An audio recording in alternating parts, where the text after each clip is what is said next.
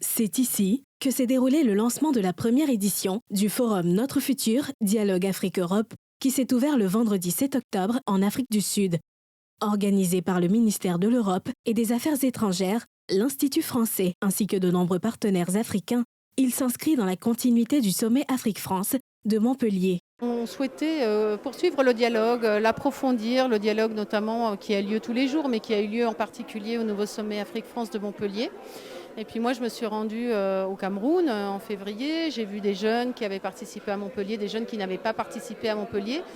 Et je leur ai dit, tiens, et si on faisait des forums, mais cette fois sur le continent, en amenant peut-être plus de jeunes Français, de jeunes Européens, pour vraiment élargir le dialogue. Élargir le dialogue en incluant notamment la culture dans le débat à travers des représentations artistiques qui nous ont conduits à la tombée de la nuit au lancement de la Fondation de l'innovation pour la démocratie, l'une des recommandations du rapport de l'intellectuel camerounais Achille Mbembe au président Emmanuel Macron. Il nous donne les raisons de l'existence d'une telle fondation. C'est pour libérer l'énergie qui existe en Afrique, la puissance que vous ressentez lorsque vous visitez le continent, mais qui est bridée par des institutions, des systèmes qui ne correspondent à rien sinon au blocage de la vie. C'est de ça qu'on parle.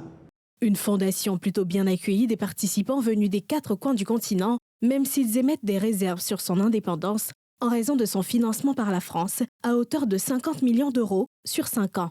Quand on sait que cette fondation, les premiers fonds de cette fondation viennent de la France, il y a de quoi s'inquiéter. Mais M. Achille Bemba nous a rassurés de l'indépendance de cette association. Donc nous ne pouvons que nous en tenir à ça et espérer que cette fondation soit indépendante et qu'elle œuvre pour l'Afrique, comme il a dit, et non pour les intérêts de la France. Poser telle qu'elle, une fondation comme celle-là a sa raison d'être. Aujourd'hui, ils ont pris un exemple concret. Quand un journaliste est menacé, il serait possible aujourd'hui de lui trouver un pays d'asile. C'est très récurrent. Je pense que c'est une bonne initiative et M. Achille Mbembe, quand même, ce n'est pas lui qu'on va soupçonner, bon, en tout cas de faire fausse route, mais on attend de voir et c'est ça surtout, on reconnaît le maçon au pied du mur. La Fondation pour l'innovation de la démocratie a pour siège l'Afrique du Sud, mais des campus régionaux verront le jour en Afrique et en Europe. Elle a pour vocation de repenser les relations entre les 2 continents. La secrétaire d'État auprès de la ministre de l'Europe et des Affaires étrangères, chargée du développement et des partenariats internationaux, était par ailleurs présente à cet événement. Il faudra attendre mars 2023 pour connaître dans le détail le programme de la Fondation.